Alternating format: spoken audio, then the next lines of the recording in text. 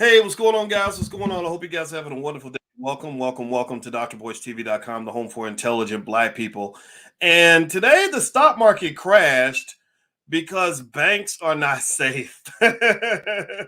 Banks are not safe, and there's a lot of worry in the financial system. And so, the one of the $1 million questions that a lot of people don't ask in media, because I don't think media really cares a whole lot about Black people, is what happens to Black folks? What happens in an economy that is fragile, and you have a serious economic situation emerging? And we're going to talk about that today. And I'm also going to bring in a really cool special guest, Dr. Lanae. And so get comfortable and buckle up your seatbelt. We're going to have a really good conversation, an intelligent Black conversation about what's going on in the economy right now.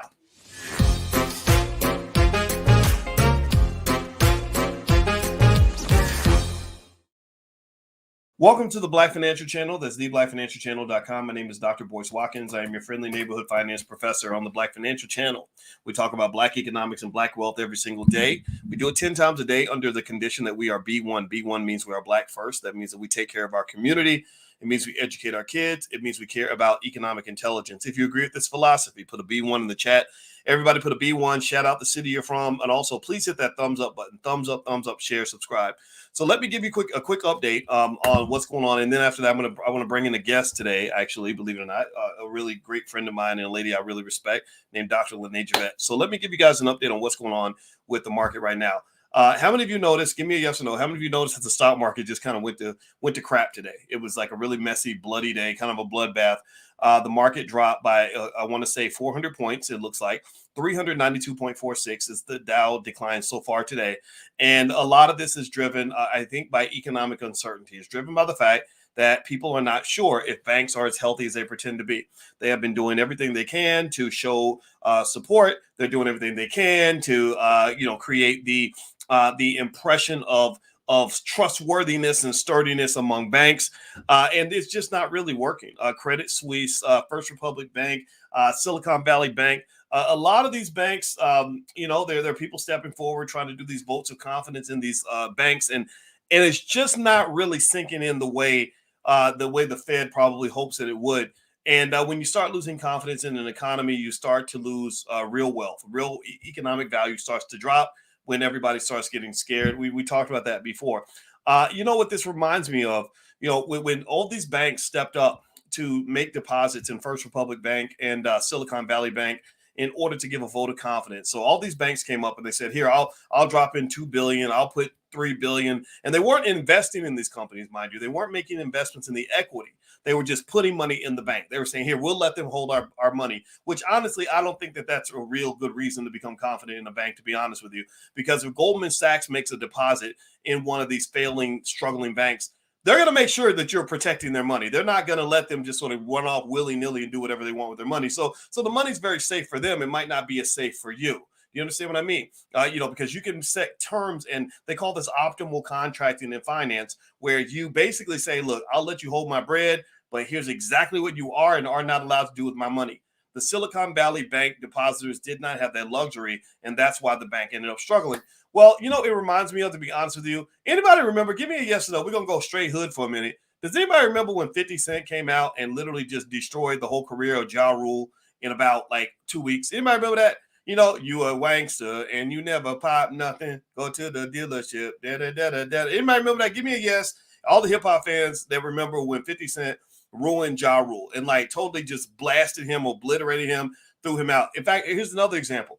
Anybody remember my buddy Ice Cube? Ice Cube is a friend. Ice Cube's been on this channel many times. I talked to Cube in LA. Anybody remember Ice Cube when he came out with No Vaseline?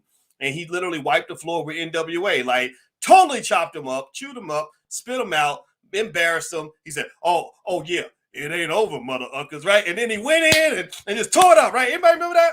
So what did Ja Rule do right after 50 Cent took him out? What did NWA do? Eazy-E, what did he do right after Ice Cube tore him a new butthole? Does anybody remember?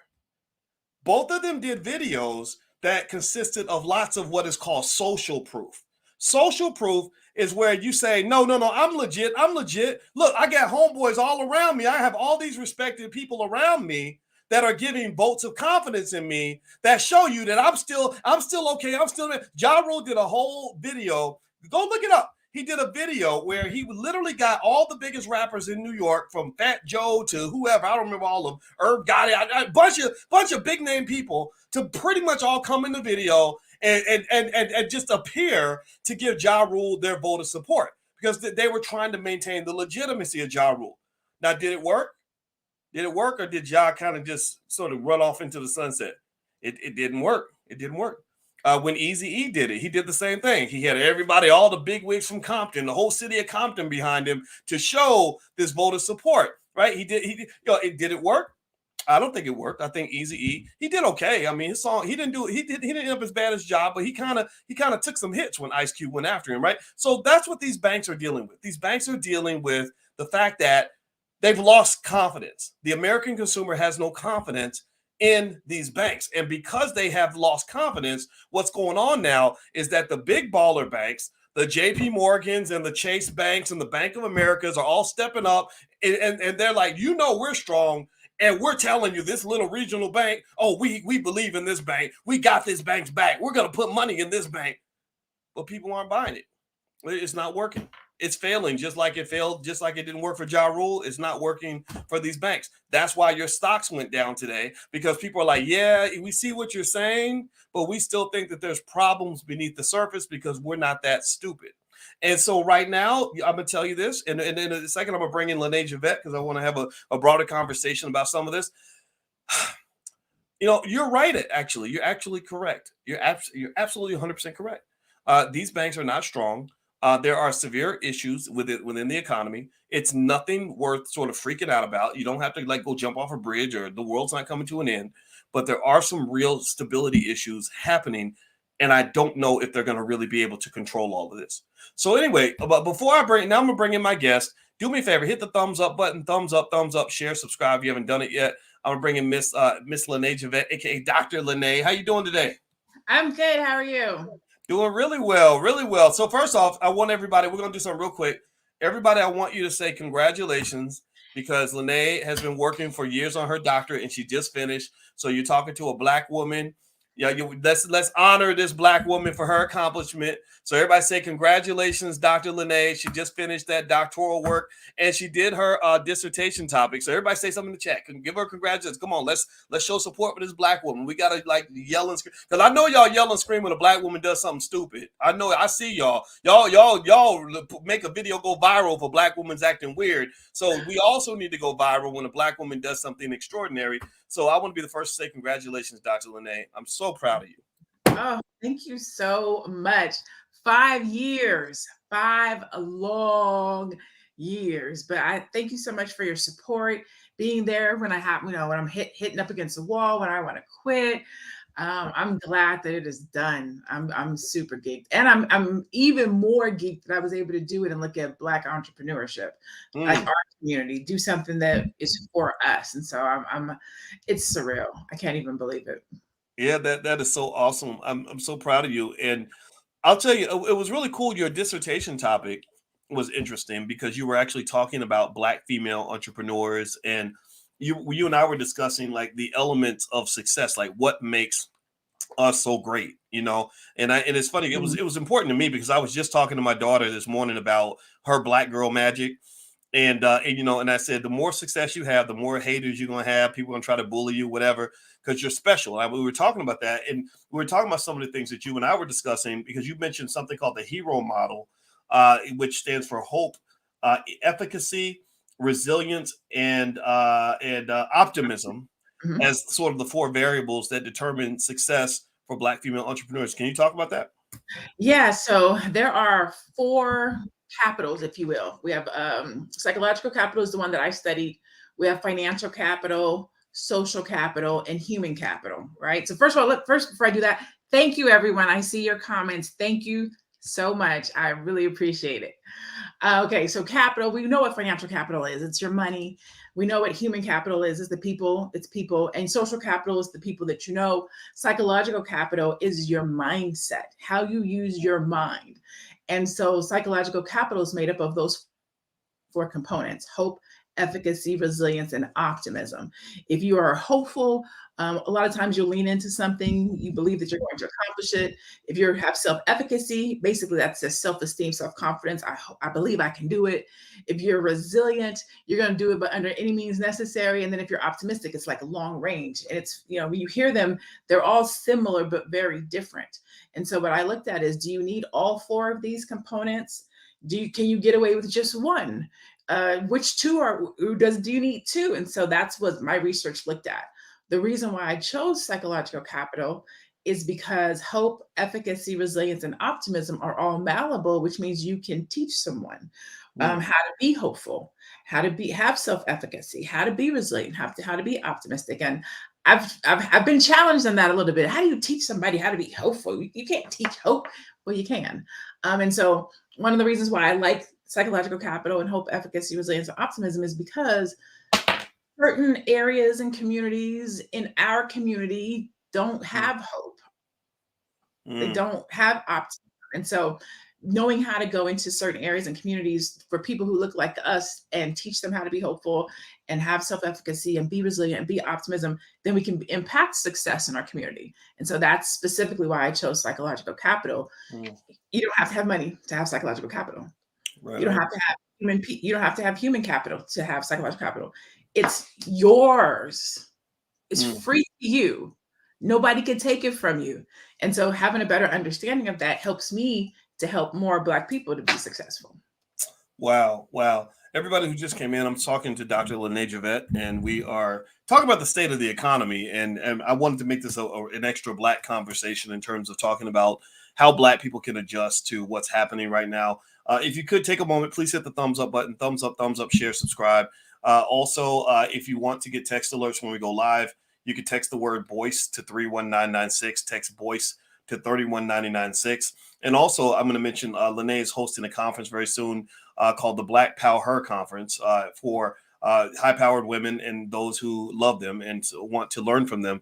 And I'm going to be there for sure. And I'm going to put the URL on the screen so everybody can go take a look at blackpreneurconference.com. So let's jump in. Let's talk about what's going on with this economy. So right now, you have a lot of uncertainty. And when you talk about like that hope model, hope and efficacy, if I'm not mistaken, isn't efficacy kind of like your skill, like your ability? Is that right? It's your belief in your skill and ability. So self-efficacy is basically your confidence, self-esteem, your ability to tap into your potential. Okay. Right. Okay. So that's what your efficacy of self. So if you're driven, if you have that, I can go out here and do it type of a mentality, that's your self-efficacy. Because the world's going to try to beat you up, beat you down. So you have to be able to motivate yourself and say, I'm about to go out here and do what I got to do. I'm about to go out here and get it in the mud if I have to. Yes. Yeah. Well, what's funny is, that was how you and I became friends. It was because you did a crowdfund campaign and you went out and just were determined to raise $10,000 in 30 days, if I'm not mistaken, which a lot of people would be afraid to do. And you went through all the doubts and the ups and the downs and everything else, but you kind of like just muscled through it. You just fought through it. It was that resilience piece that stuck out. And then as a result, that was how we became friends way back in 2013, 2014. Yeah. And it's interesting because it's like, if you we've been friends for 10 years this year. Oh, wow. That's so crazy. That's so nuts. Yeah, we got to look up to find that first email or something, like just find that first time we communicated. And I was super impressed. I was like, wow, okay. So, because sometimes like you get to that point where you're just not fit for slavery anymore. And you just gotta like get out of your old situation. Like, I gotta quit this job. I gotta walk away. And I don't think people should underestimate how much like that self-determination really plays a part in that. Like if it's something you really, really want and you're just like, okay, I'm just sick of being where I'm at. You can find that. And that's what you've actually found. And what was that like for you to sort of fight out of where you were to kind of get to where you are now? Hard. Like I'm not going to sugarcoat. I'm like, oh, I did it. No, shit was hard. Because And please let me know in the comments if I'm preaching to the choir. As soon as you have a positive, good thought, I'm about to go out here and do it, something comes in. I'm about to leave my job and start my business. Yeah, but you got bills. Yeah, but the kids. Yeah, but who's going to support you? And you got to fight all of those things and still do it. Even when I was doing the crowdfunding campaign, you're literally asking people to give you money every single day. Like literally every day. Will you donate to my campaign? Will you donate to my campaign? You start to feel like a beggar. Like I'm out here begging people for money. And so I had to have a switch and I had to hear the words. This is a crowdfunding campaign.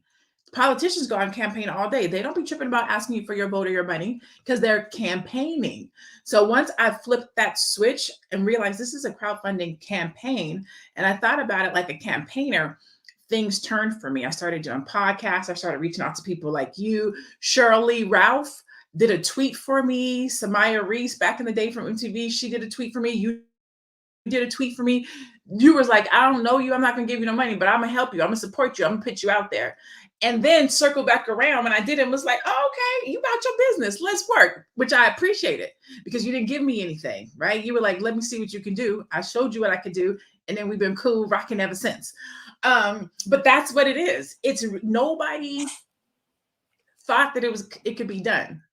The first 2 weeks of my crowdfunding campaign, I had like $100.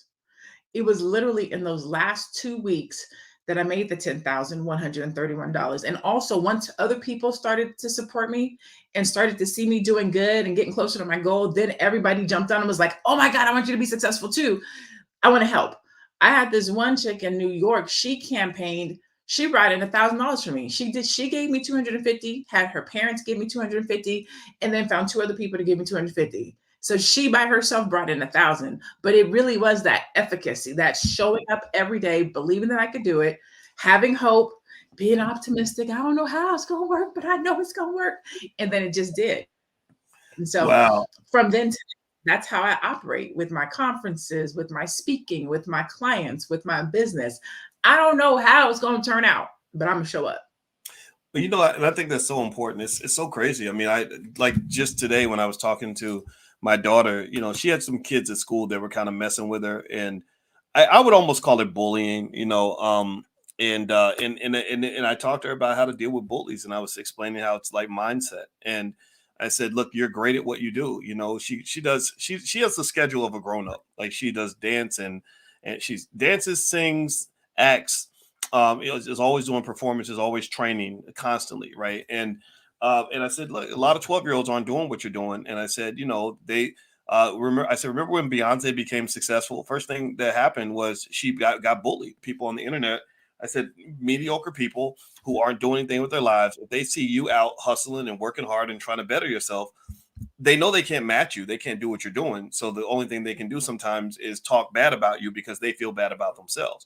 Mm-hmm. And I think that resilience piece, we talked extensively about resilience and energy and optimism and self-love. Like, if you really love yourself, because I told her about times I got bullied. I said, yeah, when I married your mom, I said, I had people bullying me. One guy bullied me and did a video that got 1 million views saying stuff about me that wasn't even true. I said, you know why I didn't even care? She said, why? I said, because I love myself. If I love me, then I don't need you to love me. And you definitely don't need no love from a hater. When you start winning and succeeding, when you are happy, when you are doing well, when you are finding your purpose, when you are pushing, just write it down.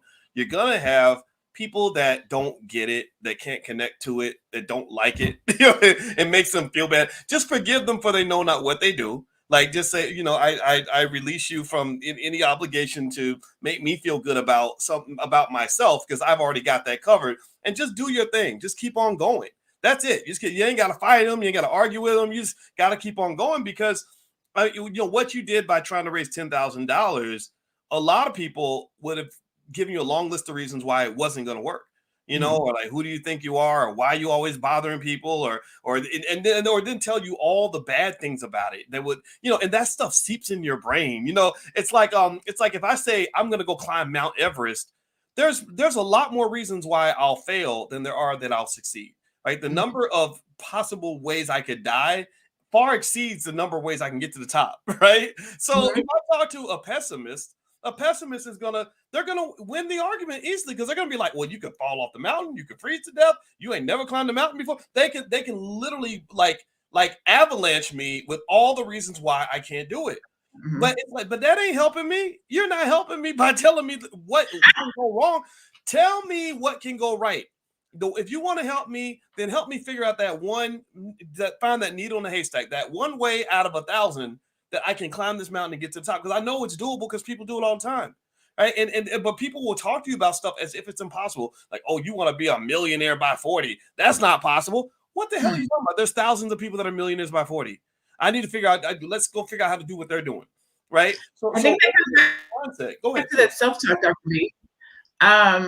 Because a lot of times we're thinking about the external bullies, but we're not often talking about our internal bully.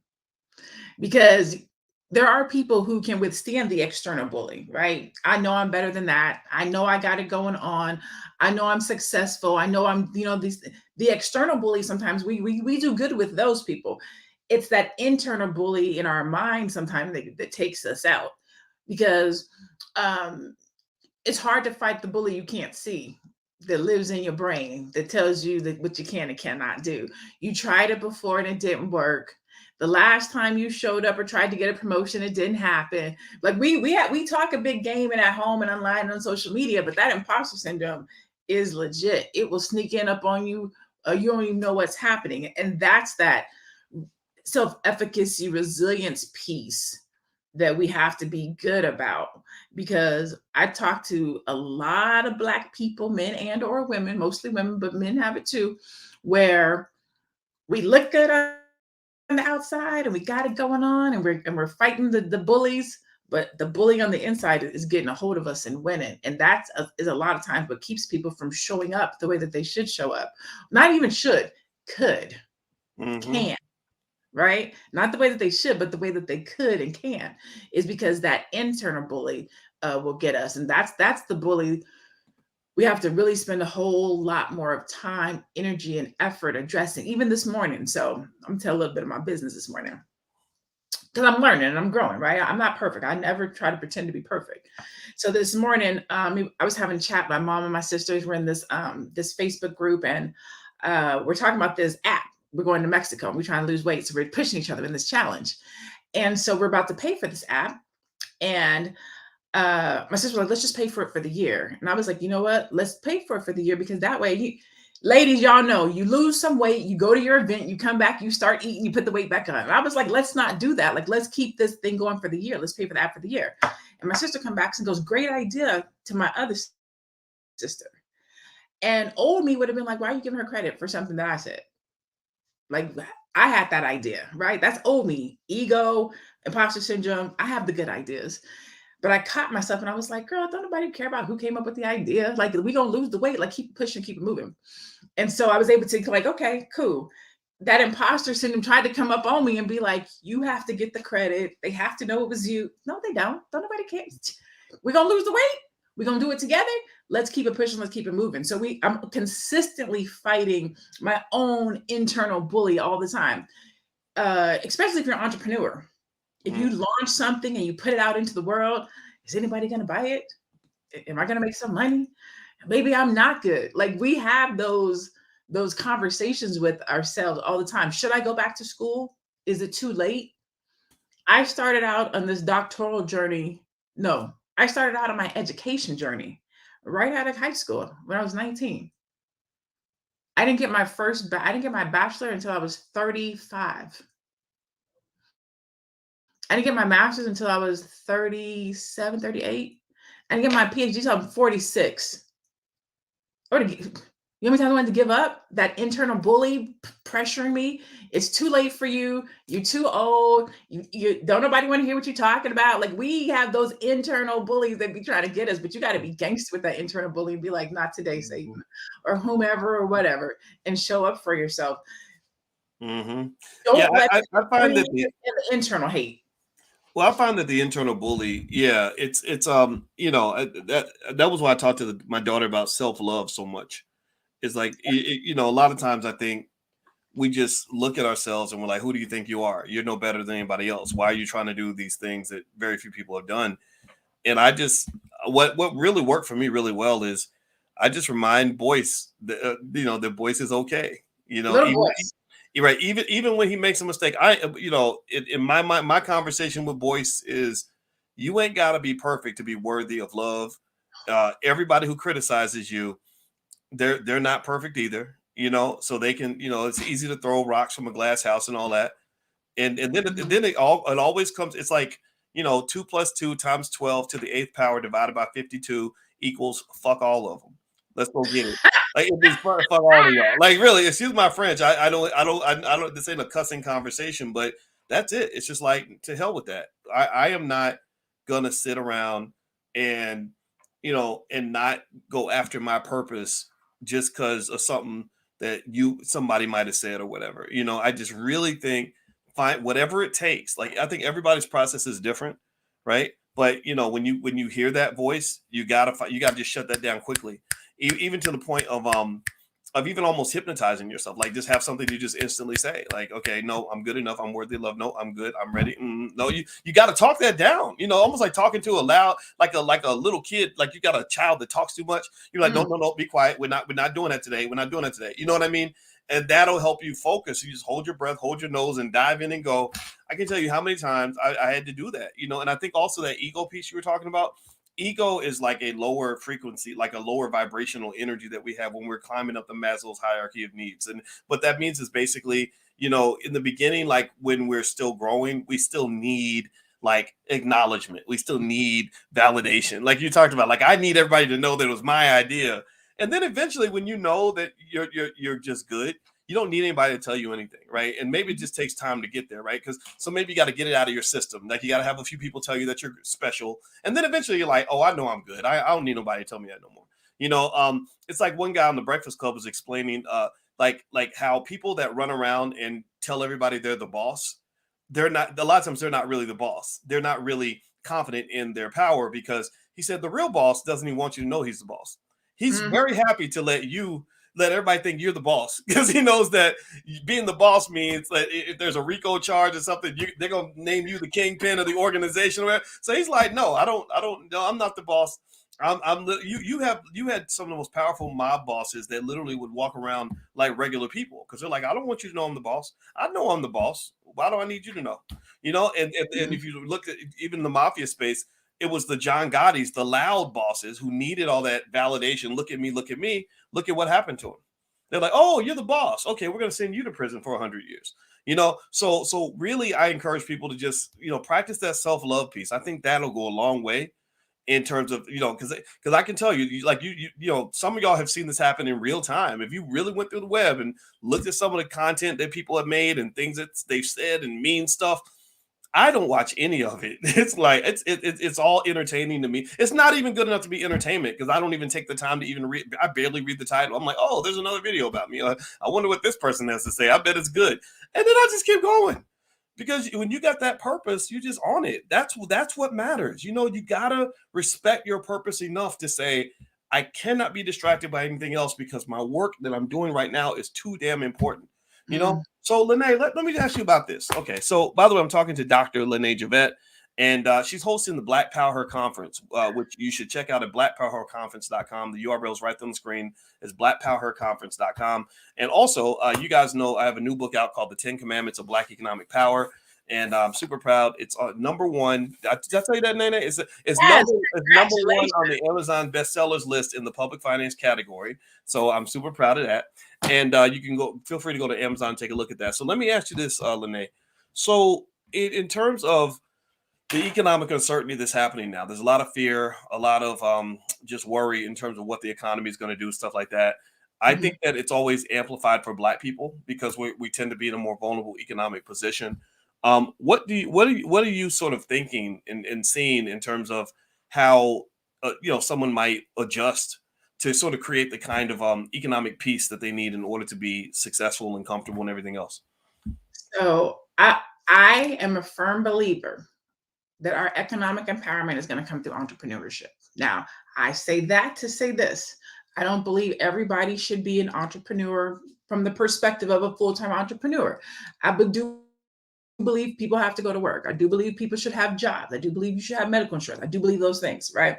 But I also think that you should also have something that you control as well. So even though you go to work every day, even though you have a job every day, we know that the economy can go up and down, and people lay people off, and jobs say, sorry, I'm gonna release you to your destiny. And so through economic impact, through entrepreneurship, you still get to have your own nest egg. You get to still have control, even if it's just $1,000 a month, even if it's just an extra $15,000 a year into your household. It's something that you have control of that nobody can take away from you. So that's it. And a lot of times, I'm gonna go ahead and tell it. Through the pandemic, everybody was trying to get a hustle, an entrepreneur gig, some type of side gig. And then when the world started coming back, people were like, okay, I'm going back to work. I don't need this side gig or this entrepreneurship or this hustle. And look at where we are today with the banks. You still need your own thing, right? Again, I'm not one of those people that bashes people that don't have entrepreneurship, because I believe somebody got to go to work. I mean, as I run my business, I got to hire somebody. So I don't bash people, but I do say, have something that nobody can take away from you. Have something that belongs to you.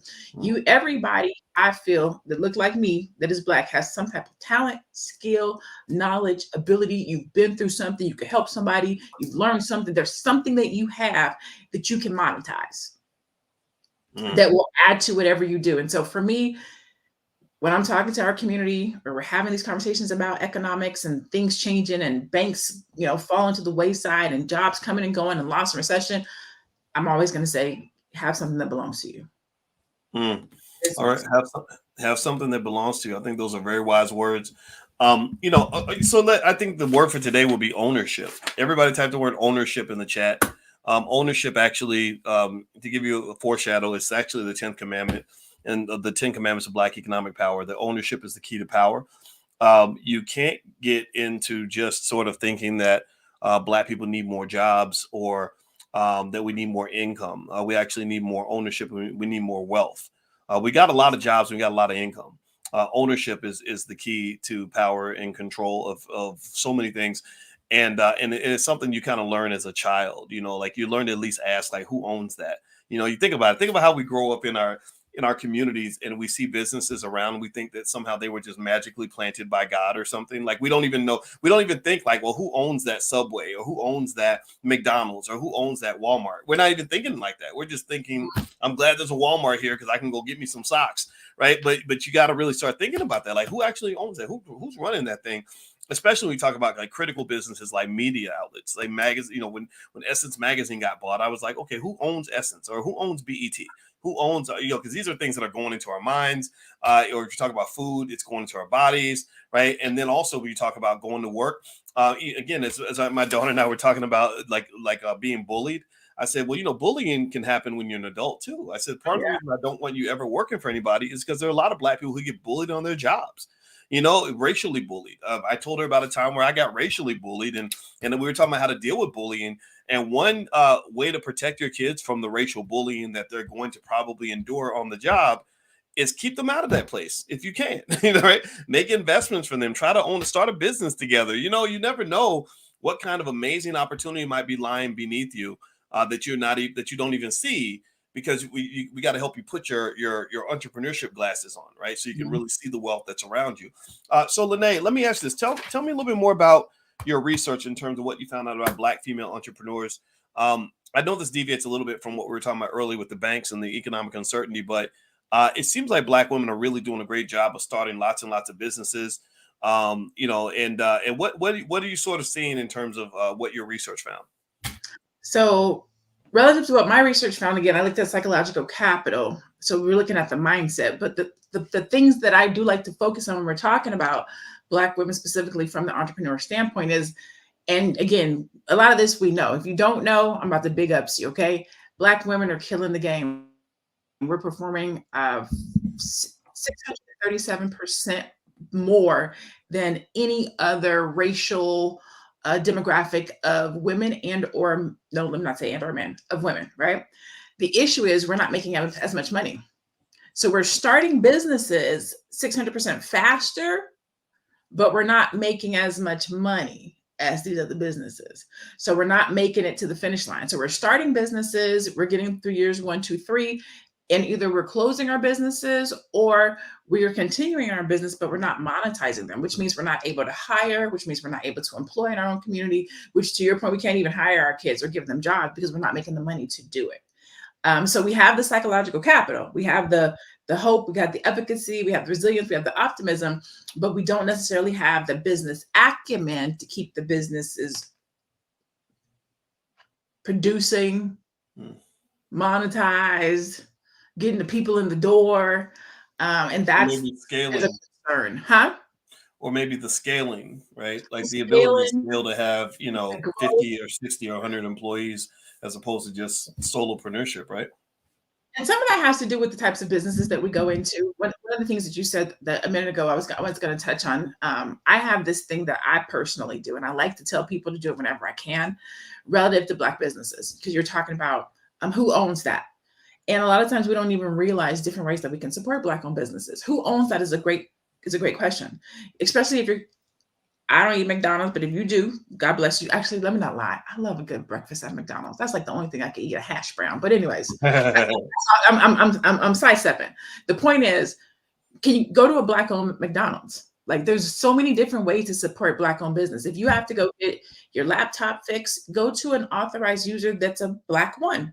I always try to tell people one of the easiest ways to support Black businesses is just to make sure that there's a Black hand in the transaction. We don't own State Farm, Liberty Mutual, Geico, Progressive, but go to a Black broker. Like, there's ways that we can be diligent and intentional about supporting Black-owned businesses, even though it's not necessarily a Black-owned business. You can still make sure you're putting money into a Black pocket. So I always like to talk about that. But specific to Black entrepreneurs, again, those are entrepreneurs. You know what I'm saying? If you're a broker, a lot of times you have your own State Farm office, you have your own McDonald's, you have your own, these are all different kinds of ways of having Black businesses. But what I see that's not at that type of a level is the types of businesses that we open. Now, I don't want to step on no toes and I don't want to be disrespectful, but this is a conversation we have to have. We need to be more diversified in the types of entrepreneur ventures that we have. We have a lot of hair, beauty, makeup, coaching, restaurants, barbershops. We need more tech, law, medical, electrical. We need to be more diversified. I have a client right now who works with Black-owned businesses to help them go into import and exports. We need to be global too.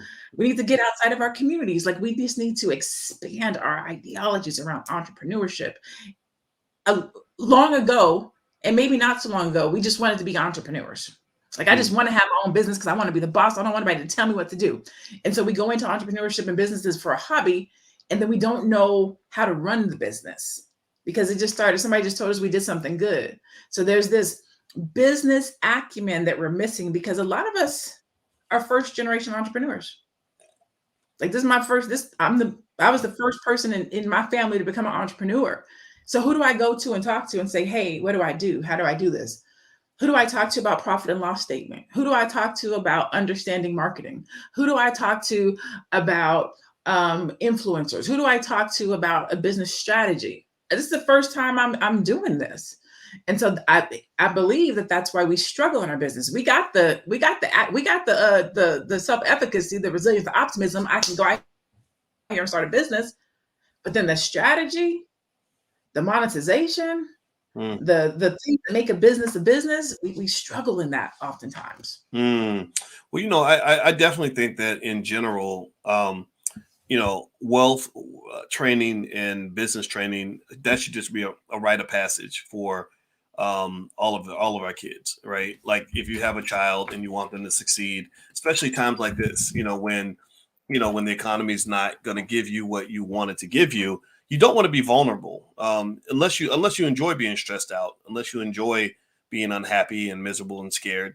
You want to prepare in advance. Preparation is the key to success. And the part of that preparation means training your kids early on how to start that business so they have a choice. I told my daughter today, I said, I don't want you working for nobody because work is not fun for a lot of people. I want you to be happy. The best thing you can inherit from me as your dad is happiness. And happiness, it starts with not having to go to work. It starts with being able to sleep in every morning and do whatever the hell you want and still know that the bills are going to get paid. So that's what I'm going to do, and I really think all of us as parents should kind of think about that, right? The skills that Dr. Javette is referring to are not hard to obtain. They're not hard to find. It's probably easier than learning how to twerk and rap and play basketball and all this other stuff, right? like those things take a lot of time. You got to spend a lot of time on the basketball court to be a good basketball player. But one weekend or two in an entrepreneurship camp with your kid is going to make a lifetime of difference for that child. So why not go ahead and make that investment? Like, let's make this kind of our thing, right? We've got a nation build. I think we get tricked out of believing we have to nation build because someone else built a nation on our back. They used our labor to do it, and then they run all these companies, and then they're like, oh, you don't have to build anything. You can just come and work for us. And it's like, no, that's when you become vulnerable. So I say, no, how about we go build something and then they can come work for us if they want to. Like, if you want to send your kids to work for our kids, then we can talk. But right now, I'm not sending my child. I'm not dumping my child in an abusive environment so she can get mistreated. We talk about everything. Me and Tater, we talk about her name's Taylor. I call her Tater and Tay. But she, we talked about Hollywood. I said I just went out to LA. I know a whole lot of real talented, gorgeous Black actors and actresses that like are begging for opportunities and sleeping with people just so they can get a chance to be in a movie or whatever, and then still don't get to be in the movie, right? Because sometimes they don't even know. If you don't even know business, some of them don't even know the right person to sleep with. I kid you not. Like you sleeping with the wrong dude. He's not the guy that's gonna get you the opportunity. He was in the movie, but he wasn't the person that signed the checks. You need to go if you're gonna sleep with somebody, sleep with the man who's signing it or the woman who's signing the checks. So anyway, I kid you not. There's a guy. This is real talk, y'all. I knew a guy. This guy, if I ever saw him, I'd probably punch him in the face. But he's a scammer. He's a complete scammer. He's out there and I would say his name if I want to be nasty, but I'm not going to. But he ripped off me, but then he ripped off Master P, and Master P was gonna go tackle that ass. But anyway, so this guy, this scamming dude, all these women would be like lining up trying to get with this guy because they thought he was the guy because he could talk the talk. He'd be like, oh yeah, I'm connected to Paramount Pictures and I got this and I've worked with this person and that person, blah, blah, blah. And it turns out when you pull back that curtain on the Wizard of Oz, ain't nothing going on. Ain't nothing getting on. But he exploits that with people that don't understand the game, that don't understand what's happening. It's just pimping 101. That's what it is, right? So we talk about that because this society will pimp you. They will pimp your kids if you do not prepare them. You must educate them. You must teach them. I try to talk to the kids about every single thing I've ever seen that I know that I can share with them that will help them navigate the world wiser and more effectively and more empowered. And one of the first things I teach them is that half that crap you learn in school is BS. You ain't never going to need it. Here's what you need to know in order to be happy. Period. There we go. So Blackpreneur Conference, Lanae, Dr. Lanae Javette, I'd like to ask you about your conference. When is it, where is it, and what y'all about finna do?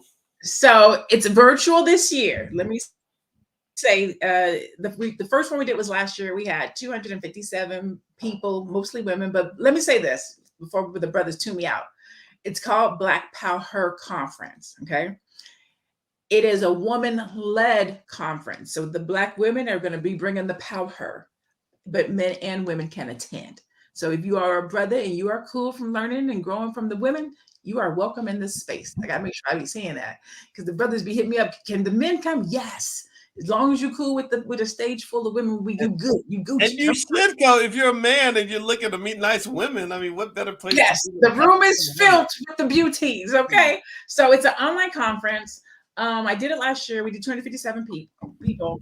We're doing it again this year. Next year, it will be in person here in Phoenix. Year 4, it's going to be online, and year 5, we're going to Dubai. So I'm super geeked about year 5. But it's a virtual conference online. It's called Blackpreneur. It's for entrepreneurs. If you're a startup or you're thinking about being an entrepreneur, you can come. You're going to get some benefits. But it's really that year 1 through 7, that entrepreneur who is in business, but they don't really have all the business acumen. Our theme this year is Black excellence, paving the way to success. And I am the type of entrepreneur that does feedback surveys, right? So going into the conference last year, I asked people, what are you coming here for? And then at the end of the conference, I said, did you get what you needed and what can we do better, right? And the theme throughout most of the feedbacks was we need to know more marketing, right? And which I get, a lot of Black-owned businesses do need more help with marketing. Also, how am I making money? How do I make more money? So that was a theme. Another one was media. Like, how do I get myself out there? How do people get to know me and see me? And then the last one was, how do I manage my business? Like, how do I grow my business? Like, how do I get help? And so that's what we're talking about this year: monetization, marketing, media, and management to 6 and 7 figures. So that's the whole focus of the Blackpreneur Conference this year. And so it's 8 panels, 2 keynotes. I outdid myself this year. I have some dope Black women coming through to speak.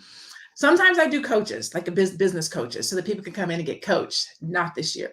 This year, I went out and got Black business owners that are killing it in the game in their industry and brought them in. So, for example, I have this lady. Her name is Kendra Tall. She's the #1 creative chef. She owns Social Docs. She got like 80,000 followers. She's over there doing this Canva stuff. And so she's on a panel called how to create powerful content that converts to sales. Because one of the issues that we have as Black business owners is we're out here doing all this social media, but we ain't making no money. So we just post and tag and stuff, but they're not converting to sales. And if you're on social media, but you're not making money, then you just being social. Okay. Wow. So you need to use it as media so that you can make money.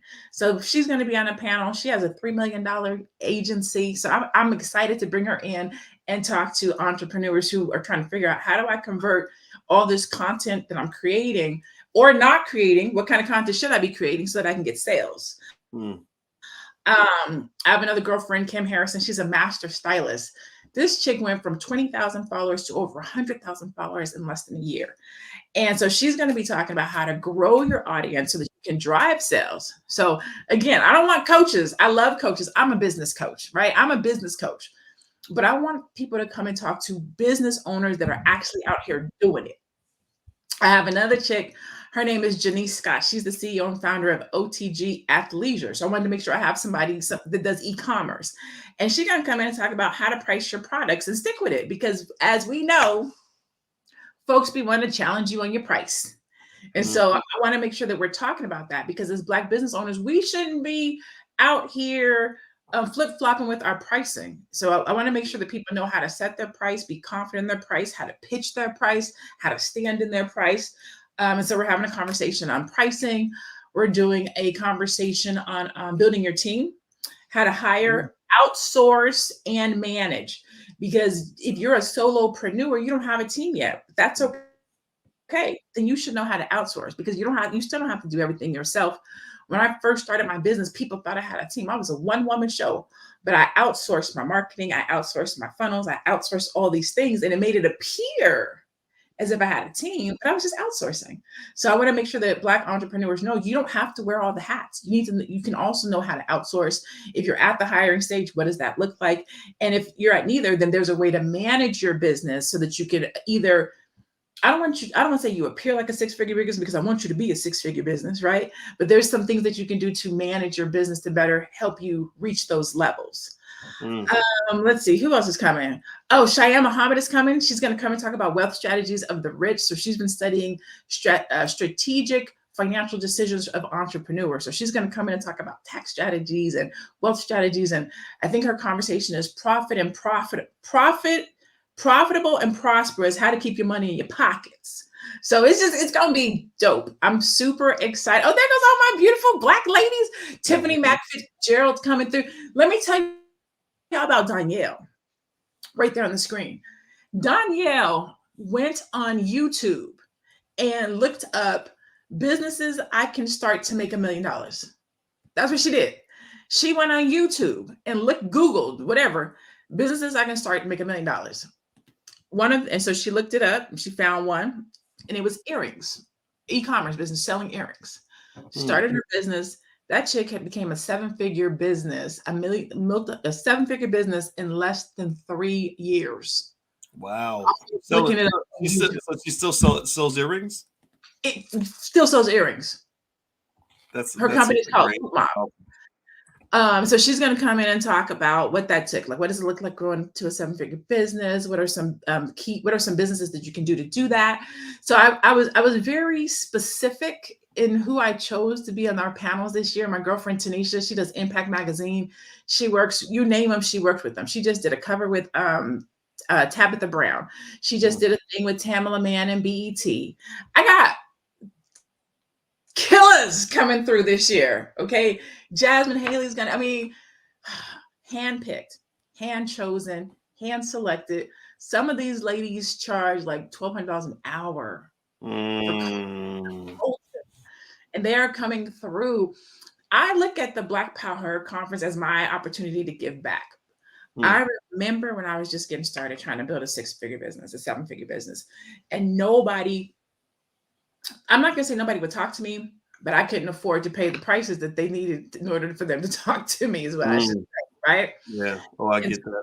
I like to use Blackpreneur to bring individual women who are making it, not look like they're making it, but they're making it because I know that they're making it. I like to bring them into a room to then empower her, inspire her, and transform these Black entrepreneurs that are coming up with us and or behind us, so that you get the knowledge and the information.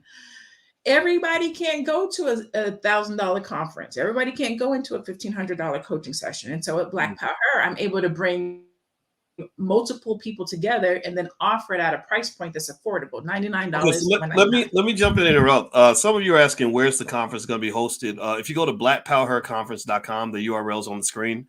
Blackpowerconference.com. So just grab that URL, type it in, and you can go check it out. And it's going to be March 25th and 26th, right? This coming week, next week. Yeah, next weekend, Saturday and Sunday. It's all virtual. It's from 9 a.m. to 2 p.m. Pacific Standard Time. They did get me for no bathroom breaks last year, so I built in a bathroom break. I read the feedback. And I listen. They said we needed a break. Cool, we got a break. They say we started too early. Cool, pushed it back to 9. And then they said we need transcripts because I can't take notes. It's too much information. Got that this year too. So I pays attention to make sure that I give people what they want. So it is virtual. It is 2 days. Starts at 9 a.m. if you live on the West Coast, 10, 11, 12, which is 12 o'clock if you're on the East Coast. It's online, powerful Black women, panel conversations. What did Sadie say? I generate high 200 to 300. I just want a sale option. That's it. Come through. We're going to talk about sales. We're going to talk about get conversions. Again, our theme is monetization. So if you are not monetizing your business at the level with which you should or want to, you need to be in the room. If you media, if you're not getting the media that you're supposed to get, if you're looking to do some stuff with influencers, if you're looking to get sponsors or partnerships, or you're trying to figure out how to get in articles written about you and you need media, we're going to be talking about that. We're going to be talking about marketing. My girlfriend Steve Renee Mangum is going to be through. We call her the fairy brand mother is what she's called, the fairy brand mother. She is amazing with branding if you feel like you're not connecting with your brand. And then we're going to be talking about marketing, monetization, media management. If you feel like you are running your business by yourself, or even if you have a team, you're not managing them well, you want to come through. Lanika Johnson's going to be in the building. This is my homegirl. She has a company called Trash Logic. She does about $7 million a year. She has a team in DC and a team in Oakland. And then she goes back and forth between the two. She's going to be talking about what that looks like. And then some things she's dealing with in her business with her team that when I was talking to her, I was like, I need you to come and talk to these participants who are thinking about that they need a team. Sometimes you get a team way too quick, too fast. And then that's a problem, which is a bigger problem than not having enough people on your team. So she's going to come and talk about that. Okay. And then, by the way, I got to run in a second. Go ahead. Okay. I don't want to interrupt, but I get excited when I talk about bringing these women together for the community, because there's so many people that don't get opportunities to have access to these types of conversations, and we need access. Mm. We need to get in Okay, the room. so let me just say this. I'm going to be there. I'm going to check it out because I can guarantee for anybody that wants to make more money. How many of you want to make more money? How many of you want to figure out where the money's at? Give me a yes if you want to figure out where the money's at. The best way to learn how to make more money. Y'all ready? I'm gonna give you a secret. This is golden. This can change. This will change your life. The best way to learn how to make more money is to find a low cost way to learn what people making money are already doing. And let me just tell you like this. If you go and you check out, we've talked about things like the Grant Cardone conference, which is like the 10X thing. It's thousands of dollars to go to these conferences, right? And I'm not saying that the value isn't there. I'm not saying that he's not teaching you stuff. The problem is that it's a high risk level. You're risking $5,000, $10,000, and you may walk away with your life completely the same. Then you're angry about it. You went to college.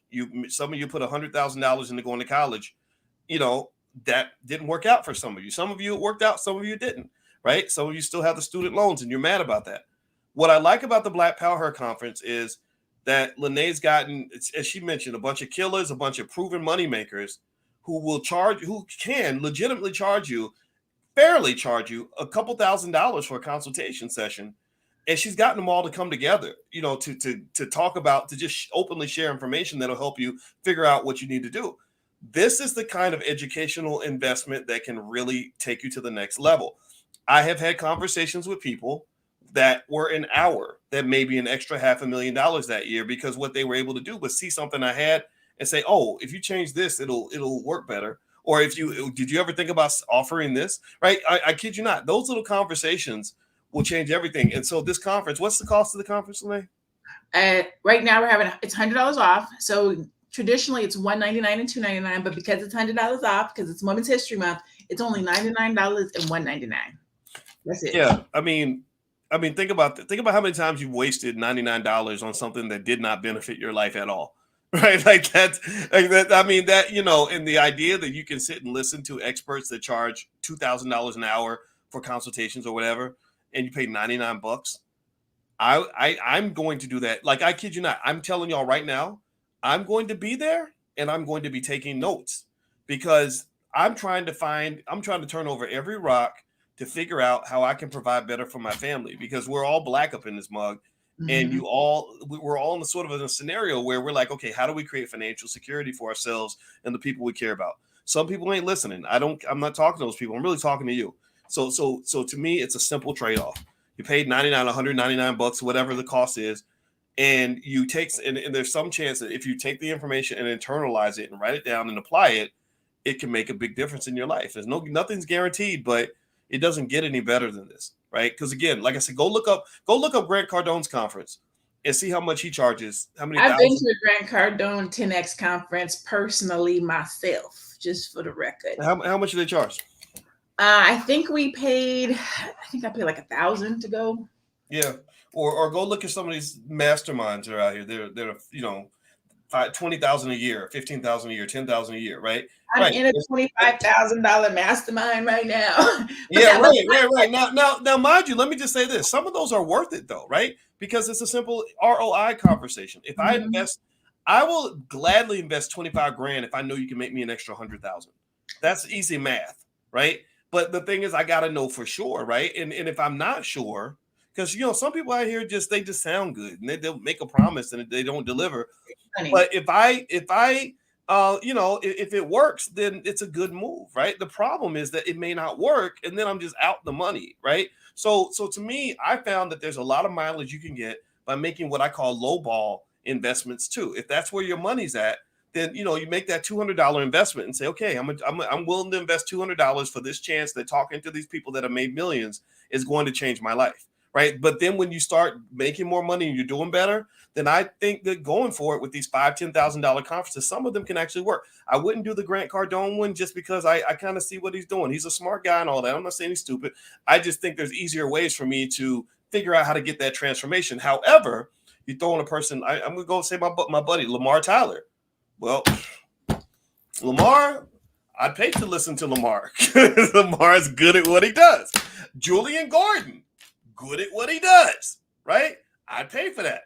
Right? But some people you don't pay for. So that's the hard part. You don't know who's worth it and who's not. So that's my 2 cents. That's my, and I didn't mean to cut you off on there. I gotta go No, no, and no. with the kids. Well, please go ahead. Yeah, no, no, no. What you said was good. No, no, no. What you said was good. I wanted to just really quickly, Latoya, Erwin, implementation instead. And to what Dr. Boyce said, go to conferences, summits, and events for where you're at and what you need. As a business strategist, as a monetization strategist, my single most focus is execution. Like, I don't like people to come to me just to hear me talk. If you're not going to work, if you don't want to execute, if you don't want to implement, if you don't want to follow up, I'm not the person for you. I am a results junkie. I operate off success. I like to see people win. I need you to call me and be like, girl, I did what you said and it works. I have a client right now. She was scared to ask for all her money up front, changed her situation, changed her pricing, put it up, sent me a picture of PayPal, $10,000 paid. She was scared. She was charging $19.97 for that thing. Given payment plan. Changed it to 10 and she's getting more sales and all at one time. I need people who want to execute. So if you want to execute, if you want to change your business, if you want to take it to the next level, come through. Yes. Well, I love it. All right, perfect. So the website is blackpowerconference.com, blackpowerconference.com. And I'm going to check back in with you guys a little bit later also. And I'm going to keep you posted on what's going on with the banks. Just so y'all know, there's going to be a lot that's going to happen this weekend with the banking stuff. So you're going to hear from me all weekend. Because just so you know, they're going in, they're very nervous about the weekend. So that's part of the reason the stock market acted crazy. So I'll check back in with you guys soon. So thank you very much, Dr. Lanae Javette. It was wonderful to see you as always. Really quick shout out of the website because I see Latoya is asking for it again. It's on the screen. Hopefully you guys can see it on the screen. If you can't, I'm going to tell it what you. So it's Black, BLACK, Power, which is POWHER conference. So Black Power, POWHER conference.com. But you can also, my name's not up here, but it's Lanae Javette, LANEEJAVET. You can find, oh, there you go. Look at Dr. Lanae Javette right there. So you can always hit me up on Facebook, on Instagram. But if you go to the website, it's Black Power, POWHER, Latoya. POWHER conference.com. All right. Well, thank you very much, everybody. It was great talking to you, and we'll check back in with you a little bit later. And Dr. Javette, you stay on. I'll say goodbye to you as well. And I'll see you guys soon and have a great day. Take care now. Peace.